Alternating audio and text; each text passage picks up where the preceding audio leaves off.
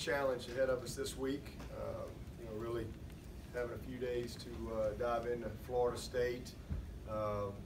They're still Florida State. I know their record is 4-3 right now, but they kind of got off to a slow start. New coach, new systems, new everything, and I think it took them a couple games to kind of figure out a little bit maybe who they are and get in stride a little bit, but really should probably have won the last 4 in a row. But they're 3-1 in their last 4 games, and really starting to play some good football. Offensively, Francois, he's a very good player. They've got great skill outside. 2 great running backs in Akers and Patrick. Patrick's like 235. They're really good players. Francois is a good thrower. He's mobile. They, I think, have figured some things out up front in the offensive line as far as getting guys in the right place. I think that was an area for them early that they were trying to figure out. And really good tight end. They got a freshman receiver that I think is going to be a really special player, Terry. 6'4" guy, looks a lot like Justin Ross. So just, they're typical Florida State. Definitely the best ends we've seen. This defensive line they got really, really good. 99 leads the nation in sacks. He's long, fast, twitchy. They've got really good depth at defensive end and defensive tackle. They play them. Big, thick, physical, strong guys inside, fast and athletic at linebacker, and really good in secondary. Very skilled, very talented. They're one of the best in the country against the run. I think they're like 6th maybe in the country versus the rush. So again, their record is not same old Florida State right now, but their talent is. And I know this is my 10th year as the head coach, and I think I'm 1-9 against them in recruiting rankings. So I think the only time we ever so-called recruited them is last year, and so that's it. They got a bunch of cats. They got a bunch of good football players on that roster, and again, really starting to hit their stride. A left-footed punter who's a good player. Dangerous returners. That little number 29 who plays the slot for them is also their punt returner, and I mean he takes a lot of chances. He's one of the best out there. Really good player. So it's a dangerous football team that I think is kind of figuring out their identity and kind of buying into what Willie's trying to get them to do. And so we're going to have a huge challenge for sure. There's no doubt. But for us, it's kind of same old every week. Biggest game of the year. This is another game for us within our division that gives us a huge opportunity to try to stay in control of the division. That's really what it comes down to, and not put yourself at the mercy of something else happening. And so that's the focus of our team, is just having another great week of preparation, trying to build on the momentum that we've created. I think we've got a lot of confidence right now, but we've got a lot of improvement to do. There's so much that we can continue to do better, but I like the progress that I've seen. I like where we are.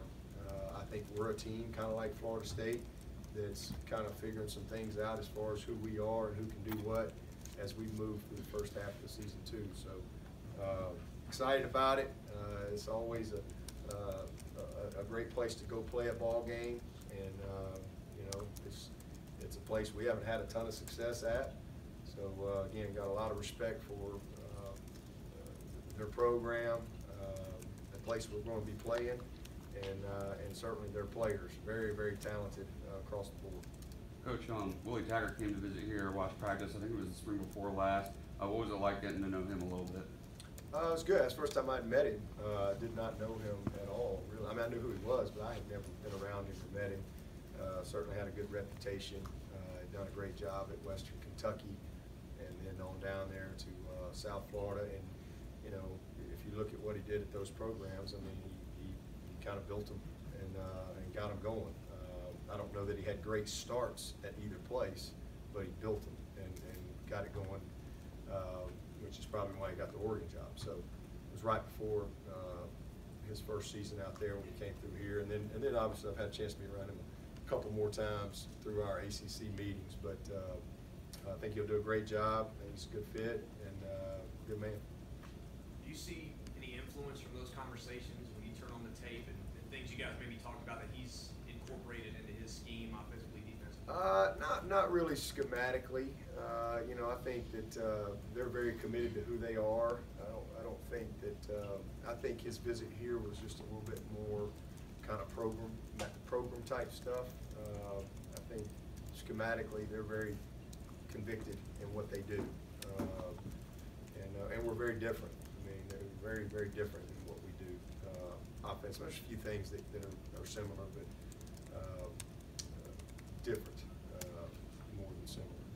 Can you kind of, with Willie changing out, bringing in a whole new offensive philosophy, and that change happening with the dynamic of the previous team being recruited for Jimbo's style of offense, can you elaborate on how hard that is to come in year one and make that happen? I think it's hard, and I think that that's probably speaks to what happened in their first few games.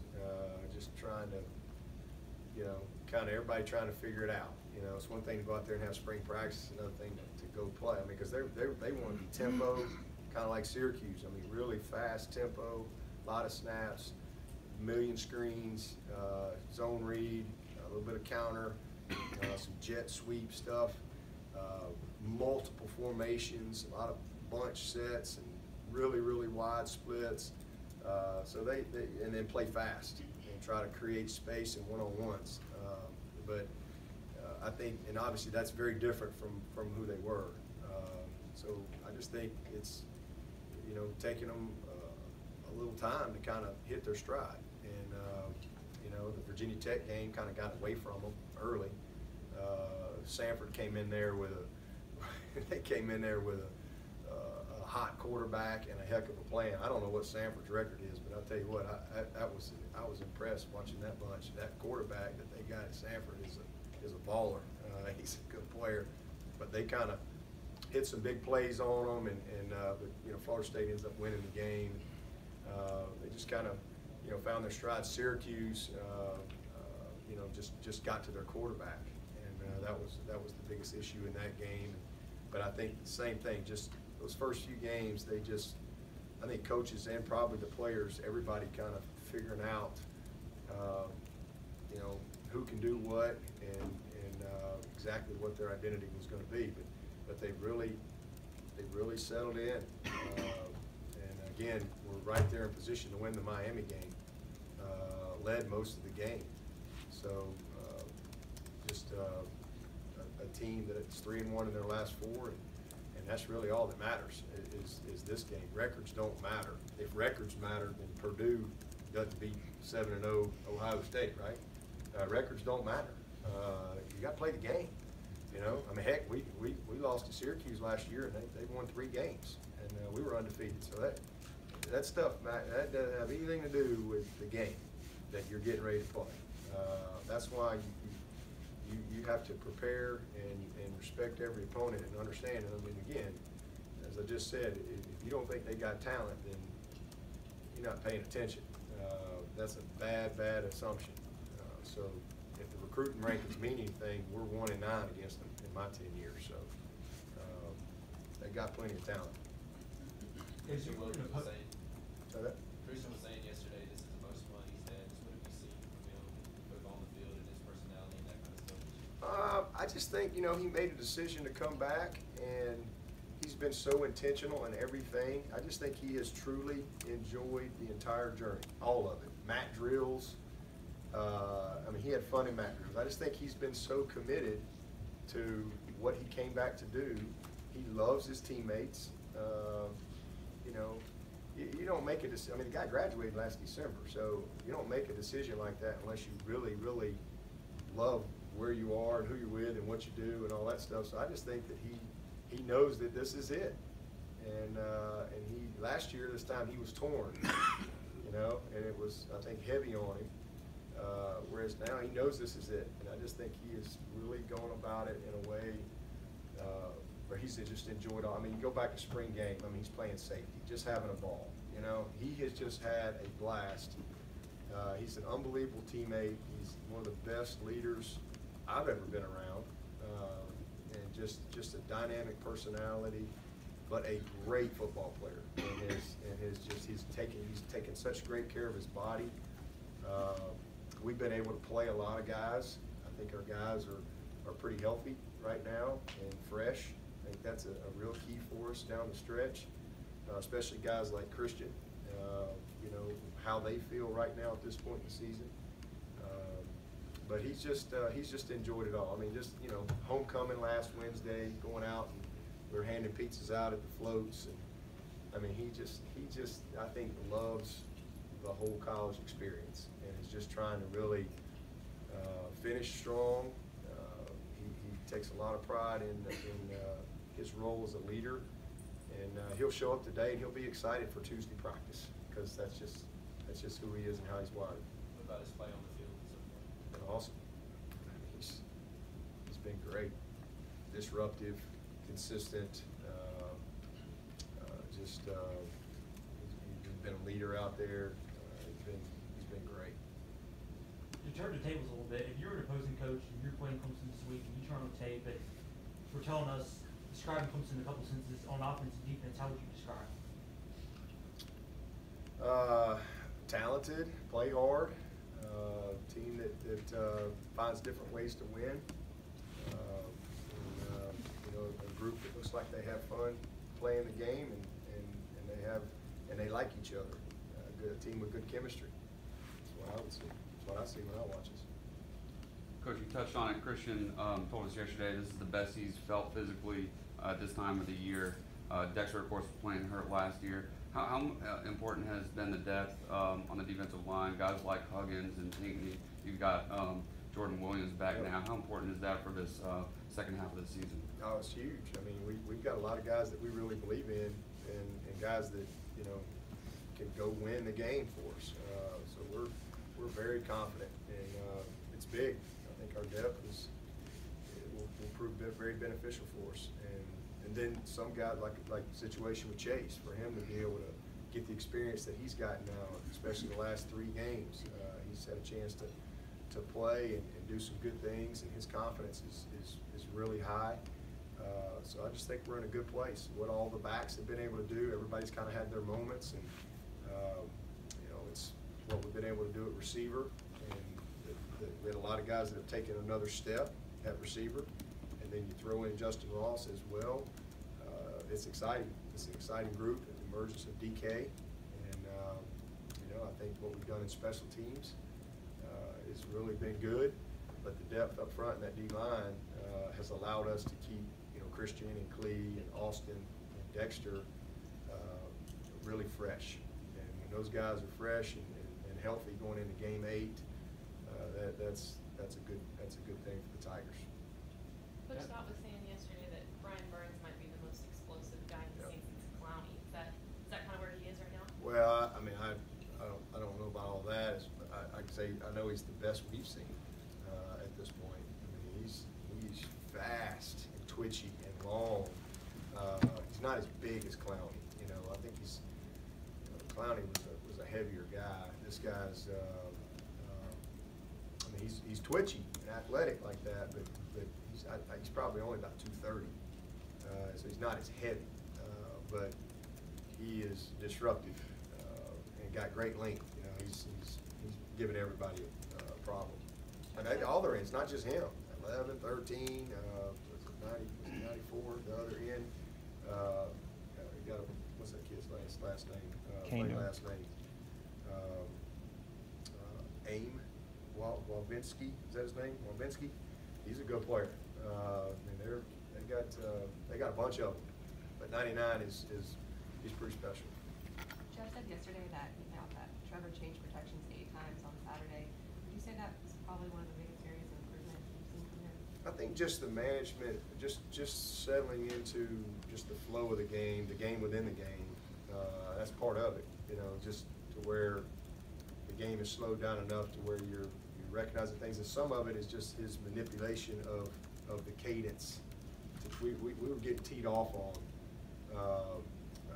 you know, a couple games ago where we just, you know, I don't think he was just kind of going out there, you know, hut, you know, give me the ball, and guys were teeing off on our cadence and just not really, you know, manipulating the defense to get some tips and things like that, so that you can see some pressures earlier. And I just think he was more focused on the plays as opposed to all that. But it's just, again, he's a young player, but it's just kind of slowing down for him. And he did an awesome job. And he's just settling in, making plays with his legs. He's very confident. He's seen a bunch of looks now.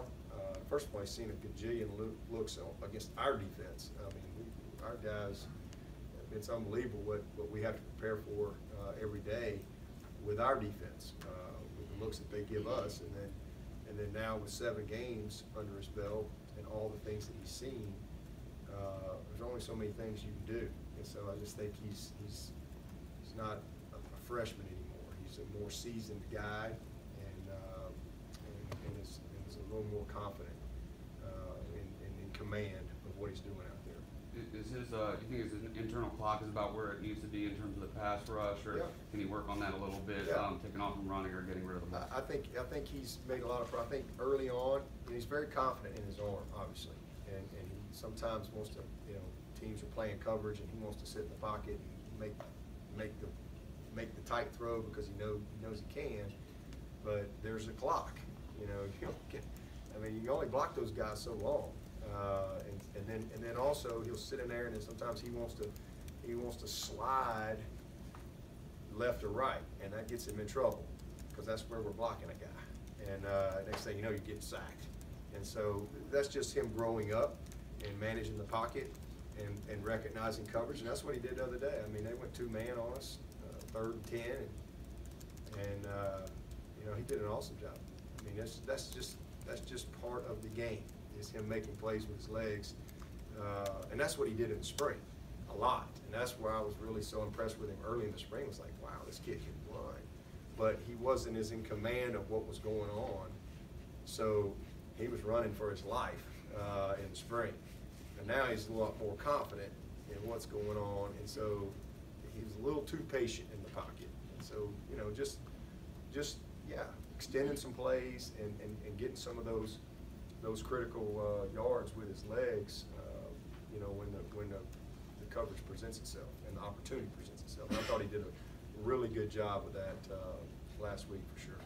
Dabo, going back to roster management and depth, I was tracking the rest of the NCAA, and Alabama's playing 48, 50 players a game. You guys are playing upwards of 75 to 80 plus players a game over the last 4 or 5 games.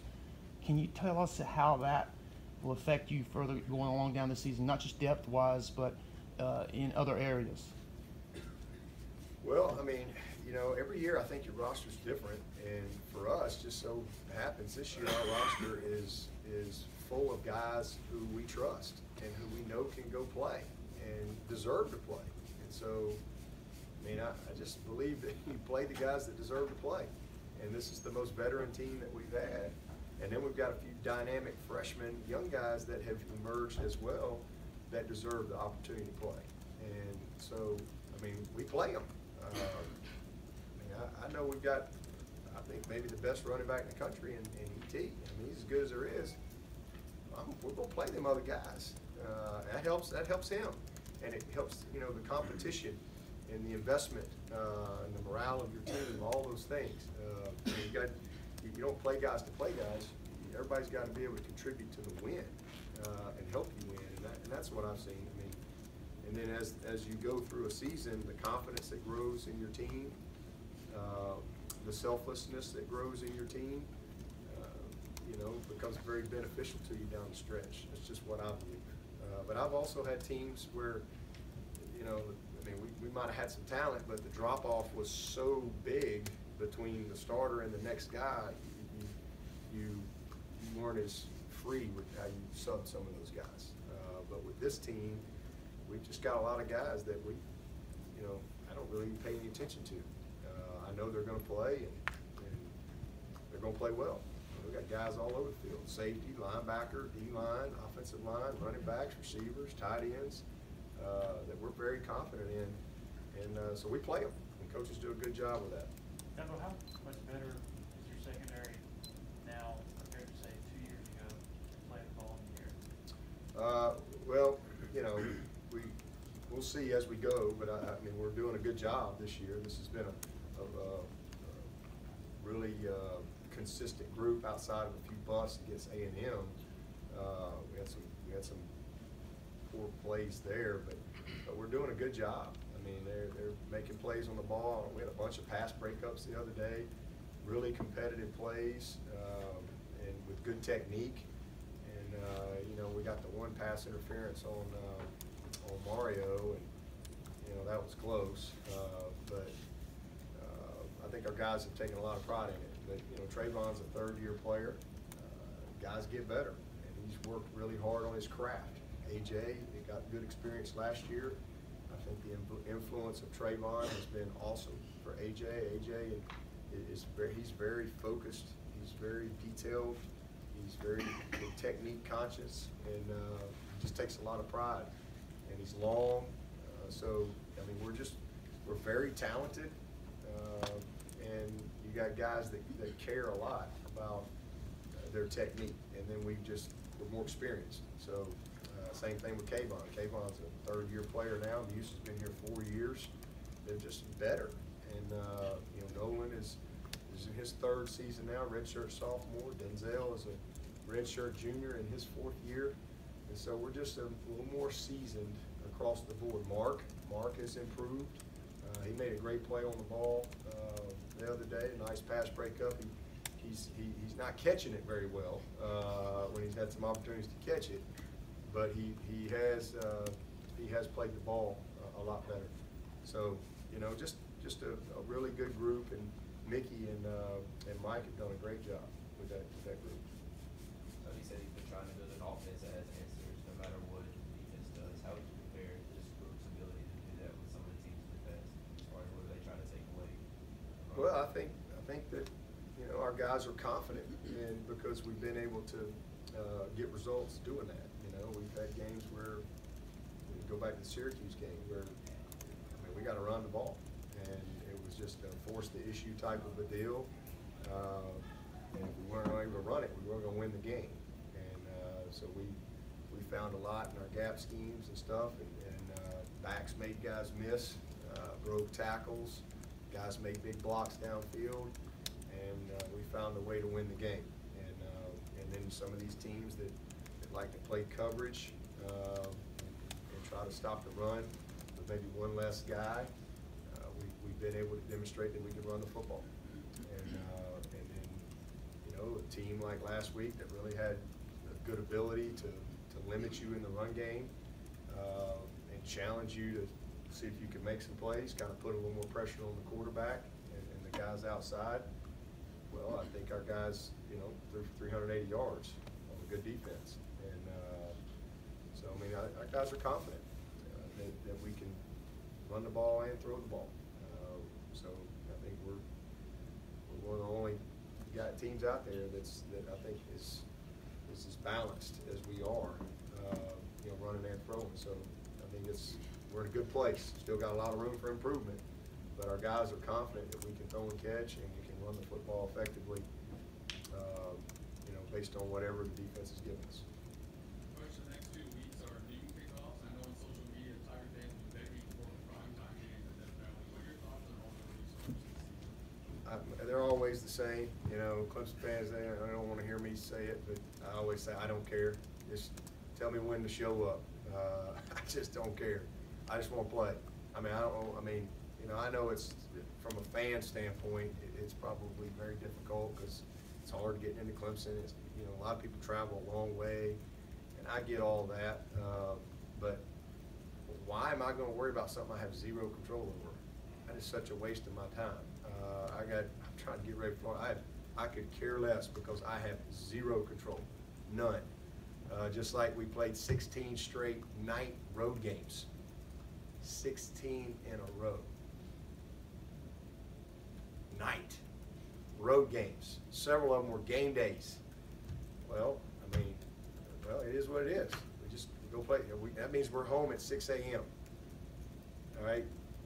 I mean, that's just is what it is. Just go play the game. Get ready to play. Don't worry about it. I mean, I can't, there's nothing I can do about it. All I know is we get 7 home games. Now, if they called me and said, hey, we're only going to give you 6, well, I'd be mad about that. But we get 7 home games, and that's it. And, man, we'll play at 6 a.m., noon, midnight. I don't care. Just tell me when we're going to play. My job is to get the team ready to play. And I don't want my team worried about that stuff. It don't matter, you know. And I think for a long time that used to be. That was one of the first things when I got this job. I mean, it was like, oh my God, well we only play good at this time, or we only play good when we wear this uniform. Oh, it's going to rain today. Whatever. Who cares? Let's play. You know. I mean, it's the same for everybody. And so we as a program, we don't worry about it. It just don't matter. Tell us when we're going to play, and we're going to get ready to play because we love to play. We love to play. So I'm not going to complain.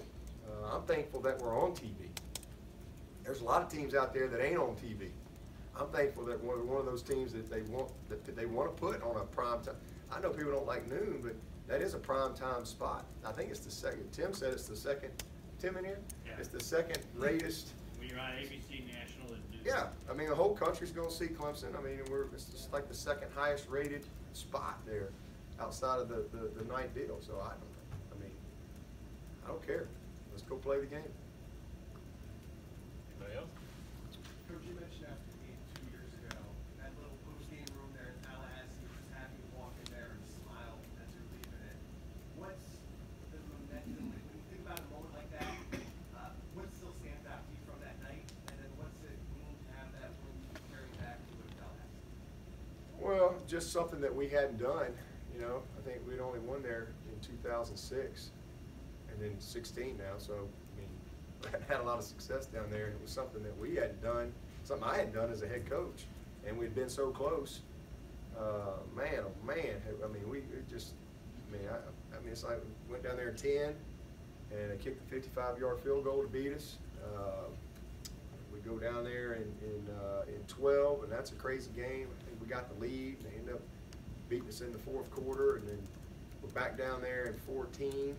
Got the game won about 3 different times, and I believe that's the game that we fumbled the ball right there at the end. We're getting ready to kick a field goal, and we gave up like a 80-yard touchdown pass with 5 minutes to play. I mean, just some crazy stuff in the game, and ends up going to overtime, lose there. So I mean, we had some bad things happen down there. So it was something that we hadn't done, and we were able to get that done. That was a big deal for us. And then certainly it was a part of, we probably weren't going to win the division if we didn't win that game. And so it was a huge part of that team's journey that year. And so I just think it gives you a lot of confidence because you know you've done something. And you know, I'm not having to come in here and answer questions. Well, you know, y'all haven't won there since 2006, and you know what, you know, is there voodoo there or whatever, you know, all that stuff. I've got one question on that today. So that's really what it does. It just kind of eliminates all of that conversation. And these guys know they can do it, but they also know how difficult it is. Florida State is they'll be one of the most talented teams we play.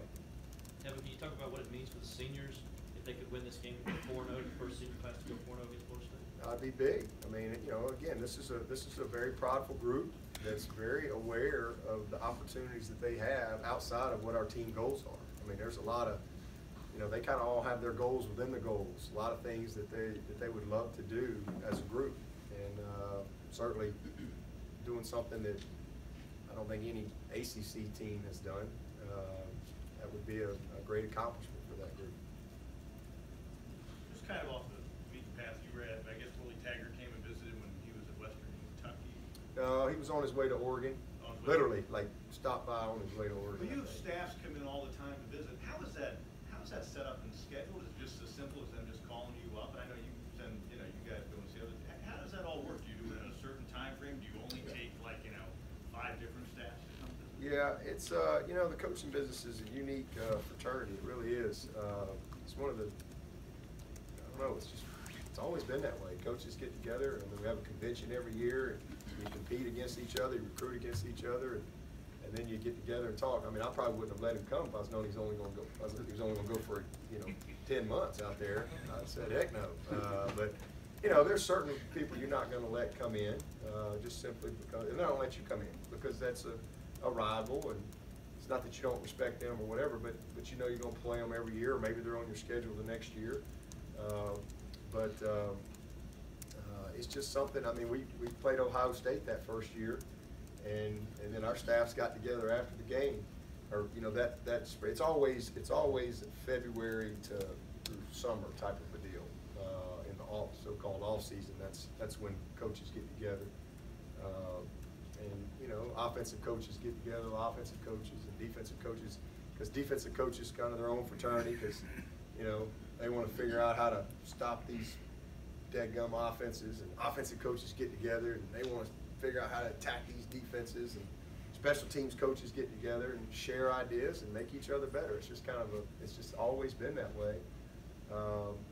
I know I'm thankful for that. When I got this job, I went out to Texas to visit with Mac Brown and for a couple days, and to this day, that's one of the best things I've done. I mean, he was awesome. He was so helpful to me as a first-year head coach, and a lot of things that I really wanted to just kind of ask some questions about and get maybe some different thoughts or confirmations or whatever. But we do that every year. Sometimes we go places. Sometimes people come to us. A lot of the pro people, we get together with them. We have clinics. You know, we learn a lot from the high school coaches. We have big clinics, and people come from all over, and we sit in here and talk ball till 1 o'clock in the morning when we do those clinics on Thursday night, Friday night, and so it's a lot of fun. And then you study other people. I mean, that's what we do as coaches. I mean, when we're trying to get ready for Florida State, well, I mean, we're studying Northern Illinois, we're studying Virginia Tech, and we're studying Syracuse and Wake Forest and Miami and Louisville. We're studying all these people, and so you learn from other people too. Things that maybe you do, and you go, oh, that's actually a good variance from what we do. Something that's based. You can't change your offense every week or your defense, but you pick up things, nuances. You see how some people attack them. So it's just you're constantly learning from each other. Is there a coach that you haven't gotten together with, or you're like, wow, I really love to go visit them, or really love them to come here? Like, respect them from far, but you've never got to interact with them? Yeah. Well, let's see. Think about that. There's probably a lot of guys. I mean, I've been fortunate to go on the Nike trip for the last several years, and that's always fun because there's usually about 20 coaches, and I've met a lot of people. Like Mike Leach, for example. Met him a couple times, and it's kind of neat to meet people that you're not around a lot. Coach Snyder, he's on the Nike trip every year, and so it's kind of neat to meet different coaches. I like the guy out there at Iowa State. I think he's an interesting guy. I met him one time in the airport. He's a guy I'd like to visit with at some point. But there's a lot of guys that at some point I'd love to sit down and have a conversation with. Is Mike Leach as eccentric privately as he is with the media? Oh, no question. He is 100% authentic, no doubt about it. A lot of fun to be around. All right. Thanks, Coach. Okay.